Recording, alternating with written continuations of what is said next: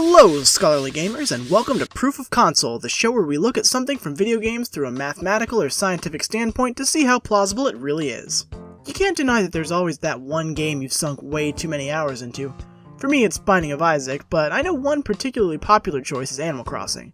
With its completely open-ended gameplay and seemingly endless villagers and favors to do and ways to decorate, you can definitely get lost in all the pleasantness, so much so that the town you occupy might just start to feel like a real one. Well, that notion might be truer than you realize. The population, connections with characters, things to buy and sell, even a fictional currency all have the makings of an actual economy. And that is what we'll be exploring on today's episode. So what makes the bills and coins in your pocket actual money? That is, things with actual worth? It's a surprisingly complicated question to answer. For a long time, civilizations used the barter system where people exchanged goods for other goods they needed. The Animal Crossing series has this too, but it's not the game's focus when buying or selling things. Indeed, bartering was a difficult practice. Most people only just made one thing, say shoes. And if you wanted potatoes to feed your family, not only would you need to find someone who grows potatoes, but you'd need them to also need shoes, so you can exchange them. After a while, the first development into money became commodity currency, where an agreed-upon good like grain was used to represent wealth. But a major problem with that was that eventually grain would go bad. Therefore, mining precious metals like gold and minting them into coins was a better alternative because they represented the amount of wealth a person had. Nowadays, even though many countries use coins, they do not represent a country's overall wealth. Instead, they use a very strange economic concept called fiat money, or faith money. This is where a country, based on how much value they produce from goods and services, simply makes up a value for their currency and everyone else just agrees. To prevent inflation or governments just making themselves instantly rich, fiat currency either has to have a fixed rate where their currency is based exclusively on another country's currency, or have a floating rate where the currency changes based on the market supply and demand. The United States, Canada, the United Kingdom, and many other first world countries use this floating rate fiat currency. But what does Animal Crossing have? Since bells exist in all villages across every game and every individual player, most likely fiat currency.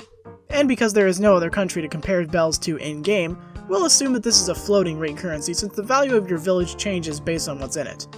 Villages have plenty of obvious capital and resources that give it value. Natural resources like fish and fossils, goods sold at stores like tools, wallpaper, furniture, and clothing, and precious metals buried underground. In order to have a perfect town in the games, the player must satisfy a number of criteria such as the town's cleanliness, villager happiness, and number of flowers growing.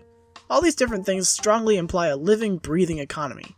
That's only one half of proving Animal Crossing's economic legitimacy, though. We now need to figure out how much worth one bell actually has compared to a village's value. There are a number of ways to accomplish this, like seeing how much the tools in the shop cost compared to real-world prices, but using one or two goods does not define an economy. If we want to be as accurate as possible, we need to examine something in the game in real life that has trackable value and can fluctuate just like currency: houses. In the games, except New Leaf, you start out with a tiny one-room house with next to no furniture. In order to develop a comfortable lifestyle, you have to consult Tom Nook, the equivalent of the village's bank, and apply for several loans. Now, this is a show by scholarly gamers, so of course we're gonna have to get as technical as possible to figure out the worth of the player's house, and by proxy a bell. I'm going to use the fully upgraded house in New Leaf because it's the most realistic size and format compared to modern households. After completing your house, you will have paid 7,595,800 bells to Nook, so that will be our benchmark. The most unfortunate thing about comparing this to the real world is that the value of a house is extremely variable, and relies on a ton of factors.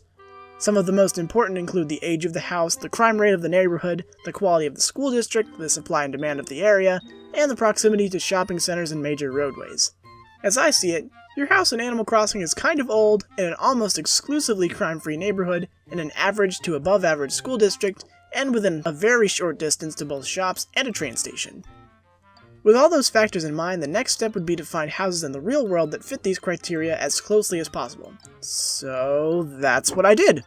These are 5 actual houses up for sale near where I live that most closely resemble an Animal Crossing house with their listed price, the number of bedrooms and bathrooms, their size, and the year they were built. Then with a little math, we can average out the price to $195,760 US, or 248,313 Canadian dollars. Now it's as easy as dividing the price of the average house in dollars to the price of a fully upgraded Animal Crossing house in bells, and we come to an exchange rate of 38 bells to a US dollar or 31 bells to a Canadian dollar.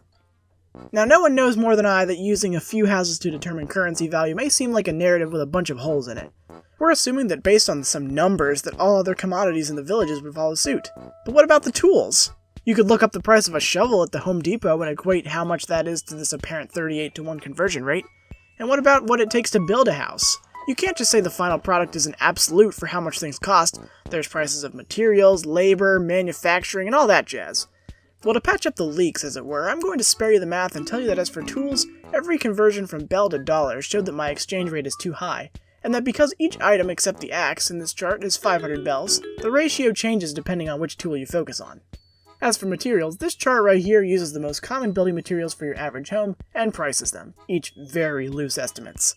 Ultimately, materials take up about 46% of the house's price, which shows that a sizable amount is due to factors outside just the built house. What I'm trying to say is, even with all these factors in account, I think the 38 bells to $1 ratio is still as accurate as it can be. It may seem like bells are a pretty weak currency by those numbers, but it's actually not outside the realm of possibility. US dollars, Canadian dollars, Australian dollars, British pounds, and euros all equal around the same amount, and there really aren't any currencies in the world that make up more than a fraction of these. In fact, it's a lot more likely that hundreds, thousands, even tens of thousands of one unit of a country's currency add up to one of the aforementioned 5 currencies. So where do bells fall? Most countries don't hit the high 30s range, but the closest I could find were the Dominican Republic with 49.34 pesos to a US dollar, 38.93 to a Canadian dollar, Nicaragua with 31.17 Cordobas to a US dollar, 24.5 to a Canadian dollar, and Thailand with a 31.26 baht to a US dollar, 24.62 to a Canadian dollar. With all this in mind, I think that if the world of Animal Crossing was an actual participant in the global economy, it would be just as legitimate as any. Imagine having to explain to customs that all the bugs in your travel suitcase are worth way more in Animal Crossing than in Canada, and you're just trying to turn a profit. I think I would want to live in that world. Thanks for watching, and as always, if you have a question about a video game you want answered, leave it in the comments. This video here was based on a question submitted by a viewer like you, so the system does work, I can assure you. Also in the comments, tell us, is there a better way of determining a bell's value? Is having a realistic economy in fictional media helpful or harmful to the telling of stories?